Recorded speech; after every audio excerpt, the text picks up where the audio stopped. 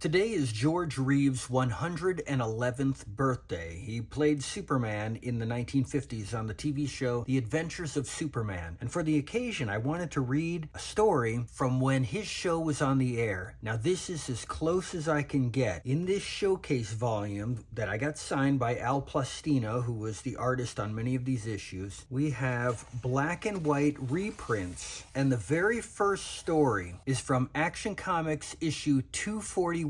This came out the day after the last episode of The Adventures of Superman aired. So this is as close as we can get. It would take 100 men to lift this super key, yet someone has managed to use it. Who could it be? Fort Superman. So apparently this story is the first appearance of the Fortress of Solitude for Superman of Earth 1. What that means is the Superman from the first issue of Action Comics, the debut of Superman, that's actually Superman of Earth 2. 7 years later in 1945, when they rewrote his origin to have him as Superboy in Smallville with Lana Lang, that became Earth 1 Superman. And this is the Superman that continues from that origin story. Weird, right? Deep inside the core of the mountainside in the desolate Arctic wastes lies Superman's Fortress of Solitude, where the Man of Steel conducts incredible experiments, keeps strange trophies, and pursues astounding hobbies.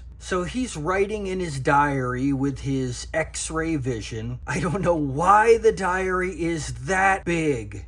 It's ridiculous. So on their lunch break, Clark Kent, Lois Lane, and Jimmy Olsen are window shopping, and Lois wants a necklace that she'll never be able to get. But Clark says, "Oh, sure you will. Maybe, one day." And Jimmy says, "Yeah, as soon as I get that sports car." And Clark thinks to himself, "Yeah, you will get that car, Jimmy. I just can't tell you when or how." So apparently one of Superman's powers is seeing the future. Oh, I see. After work, he turns into Superman, says he's going to get to work on those gifts. So he's going to get them. He's going to get his coworkers those things they want. He probes the ocean floor with his X-ray vision and finds a pearl for Lois's necklace. Oh, I bit my tongue. He flies to the North Pole, grabs his giant key that weighs several tons, puts it in the lock, and gets ready to go into the Fortress of Solitude. The Lois Lane room.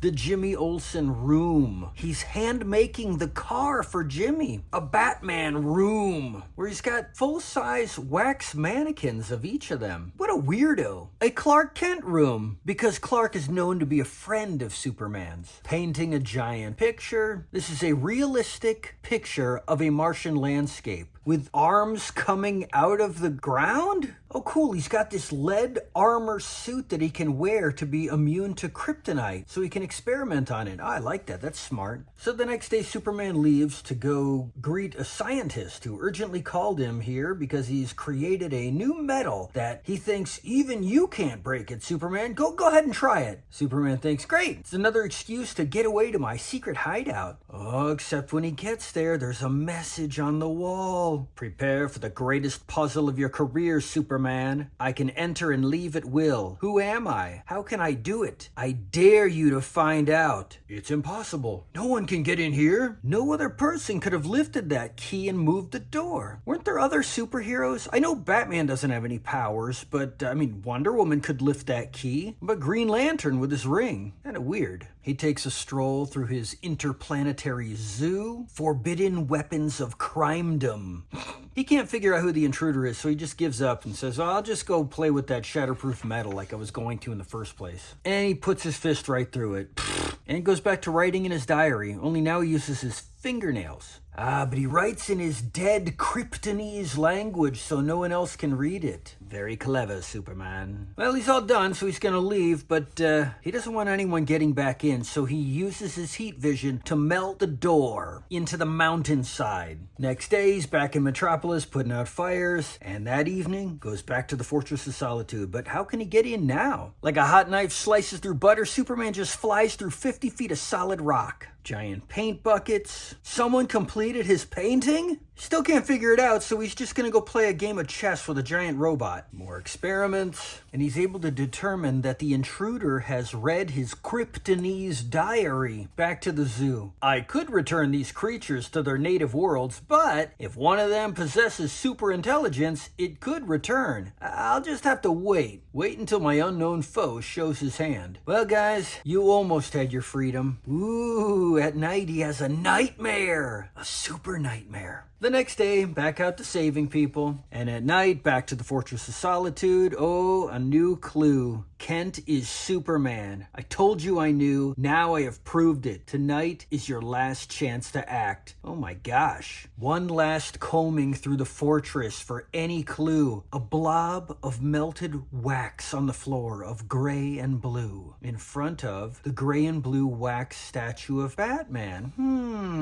Meanwhile, and there in the shadows is Batman. Ha! Superman has not guessed who I am or how I got in. I'm sorry, it's Batman. Ha! Superman has not guessed. That hurts my throat. Uh-oh, it's an earthquake. Great Scott, I'll never be able to get out of here alive. Great Scott, I'll never be able to get out of here alive. Oh man, and the earthquake dislodged that chunk of kryptonite Superman was working on. Now they're sealed in and Superman can't help because of kryptonite. Guess you're both gonna die. Batman sits down to cry. Superman says, well, look, since we're both dead, why don't you just tell me how you got in here? With a smile on his face, Batman tells the tale. I used an acetylene torch to cut open the end of your arrow key, and I hid inside. Once you let me in, I melted the wax statue of myself in your trophy room to me, and I took its place. And you'd already told me your secret identity, so I knew that much.